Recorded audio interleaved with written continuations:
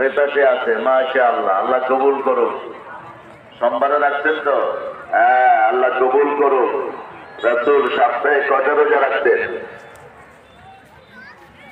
2টা। মাসে কয়টা? মাসে 8টা। মানি তো সুন্নত জানি না। মাসে হলো 11টা। মাসে কয়টা? 4 সপ্তাহে 8টা আর মধ্যখানে 3টা। 13, 14, 15 কয়টা হলো?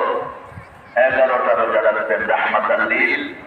আর বলতেন যারা আল্লাহর খুশির জন্য রোজা রাখে, পূর্ব পশ্চিমে যত দূরত্ব, আকাশে জমিনে যত দূরত্ব, এত দূর জাহান্নাম তার থেকে দূরে চলে যায়।